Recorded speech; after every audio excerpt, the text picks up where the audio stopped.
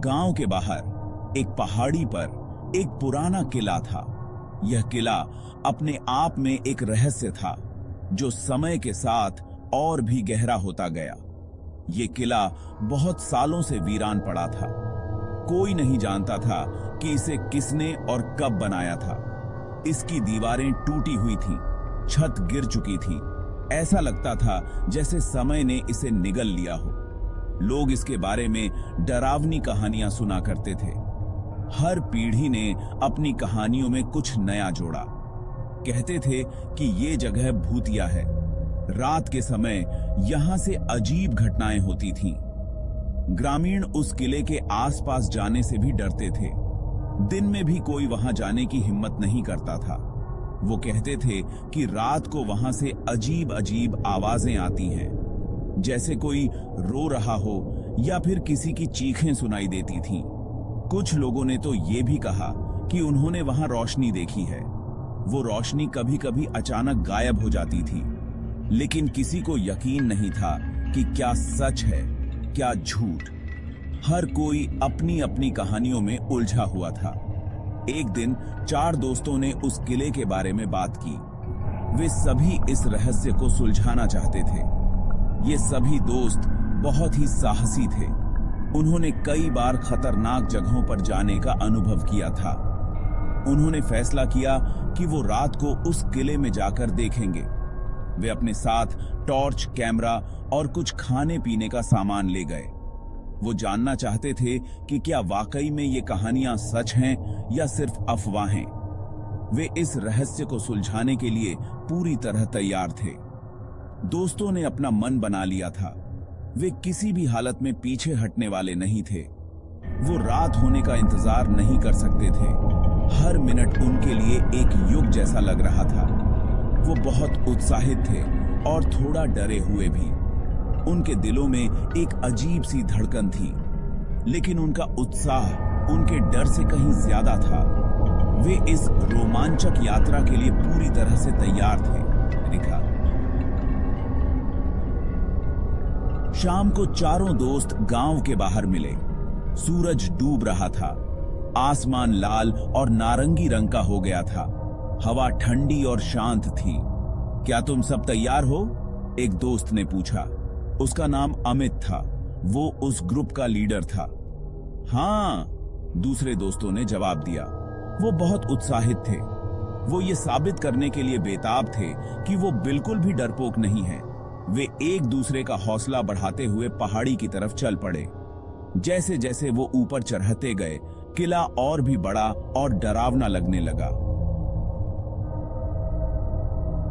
जब वो किले के दरवाजे पर पहुंचे तो अमित रुक गया। उसकी आंखों में एक अजीब सी चमक थी, जैसे उसे कुछ अनहोनी का आभास हो रहा हो। हमें सावधान रहना होगा, उसने कहा। उसकी आवाज में चिंता साफ झलक रही थी। कोई नहीं जानता कि अंदर क्या है। यह जगह बहुत पुरानी और रहस्यमयी है। उन्होंने दरवाजा धक्का दिया। दरवाजा बहुत भारी था और उसे खोलने में काफी मेहनत लगी। पोती की वो एक कर्कश आवाज के साथ खुला। आवाज इतनी तेज थी कि उनके दिल की धड़कनें तेज हो गईं। एक ठंडी हवा का झोंका बाहर आया। हवा में एक अजीब सी गंध थी, जैसे किसी पुरानी किताब की। ऐसा लगा जैसे किला उनका स्वागत नहीं कर रहा था। हर कोने से एक अजीब सी नकारात्मक ऊर्जा महसूस हो रही थी। दोस्तों ने अपनी अपनी टॉर्च जलाई और अंदर चले गए। उनके कदमों की आवाज गूंज रही थी। अंदर की हवा धूल और सड़ांध से भरी थी।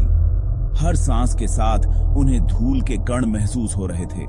ऐसा लग रहा था जैसे सदियों से इस जगह की सफाई नहीं हुई है। हर जगह मकड़ी के जाले और टूटे हुए फर्नीचर थे। उन्होंने चारों तरफ देखा। हर कोने में अंधेरा और रहस्य छिपा हुआ था। दीवारें ऊंची और पत्थर की बनी थीं। उन पर काई और फफूंद जमी हुई थी। छत कई जगहों से टूटकर गिर चुकी थी। ऊपर से पानी टपक रहा था, जिससे फर्श पर गीले धब्बे बन गए थे। पूरी जगह अंधेरे और परछाइयों से भरी हुई थी। हर कोने में एक नई कहानी छिपी हुई थी जो उन्हें खोजने के लिए बुला रही थी। चारों दोस्त एक लंबे अंधेरे गलियारे में चल पड़े। उनके कदम गलियारे में गूंज रहे थे। उनकी टॉर्च की रोशनी दीवारों पर नाच रही थी।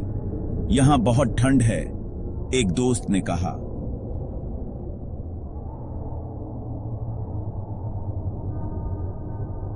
उसका नाम राज था। उसे हमेशा ठंड लगती रहती थी। यह सिर्फ तुम्हारा वहम है, अमित ने कहा, लेकिन उसकी आवाज भी थोड़ी कांप रही थी। वे एक बड़े से हॉल में पहुंचे।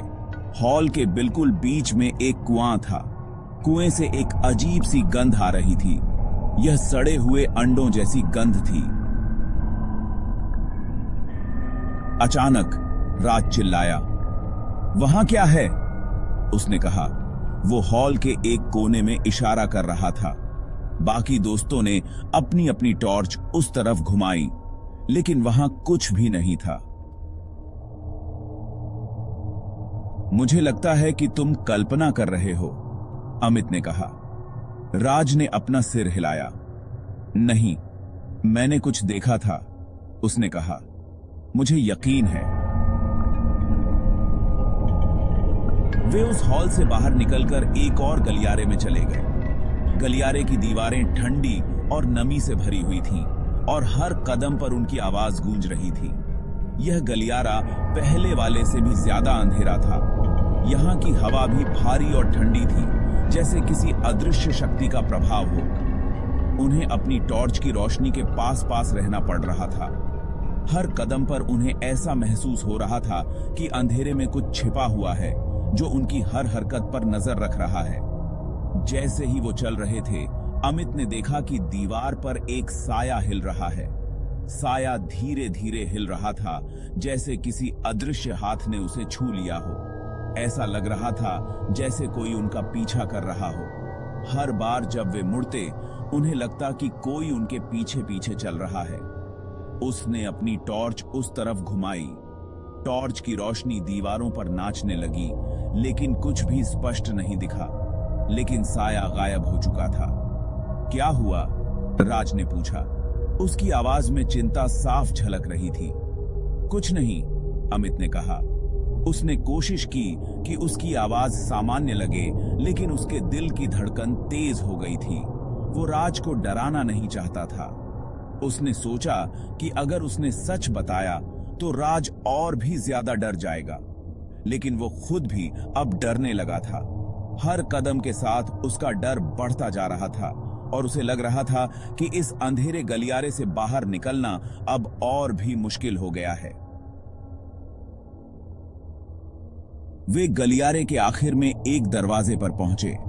अमित ने दरवाजा खोलने की कोशिश की, लेकिन वो नहीं खुला। वो बंद था।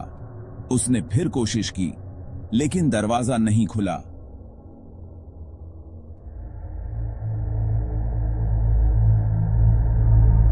क्या हुआ? राज ने पूछा। यह बंद है, अमित ने कहा। हम फंस गए हैं राज, राज चिल्लाया। तभी उन्होंने एक आवाज सुनी। यह एक फुसफुसाहट थी। यह हवा में तैर रही थी। वह क्या था? राज ने फुसफुसाते हुए पूछा। वे ध्यान से सुनने लगे। फुसफुसाहट फिर से आई। यह अब और करीब लग रही थी। मुझे यहां से जाना है, राज चिल्लाया। वह घबरा गया था। शांत हो जाओ, अमित ने कहा। हमें यहां से निकलने का रास्ता खोजने की जरूरत है। वे दरवाजे पर वापस गए। उन्होंने उसे धक्का दिया और खींचा, लेकिन वह नहीं खुला। तभी उन्हें एहसास हुआ कि वे उस गलियारे में अकेले नहीं हैं। उन्होंने फिर से वह फुसफुसाहट सुनी, लेकिन इस बार यह और भी करीब थी। ऐसा लग रहा था जैसे कोई उनके ठीक पीछे खड़ा हो। वे घूमे और देखा। उनकी टॉर्च की रोशनी एक धुंधली आकृति पर पड़ी। यह लंबी और पतली थी। इसके लंबे पतले हाथ थे। आकृति उनकी ओर बढ़ने लगी। भागो, अमित चिल्लाया। वे अपनी जान बचाकर भागे। वे गलियारों से भागे, वे सीढ़ियों से ऊपर भागे। वे तब तक भागते रहे जब तक वे उस किले से बाहर नहीं निकल गए।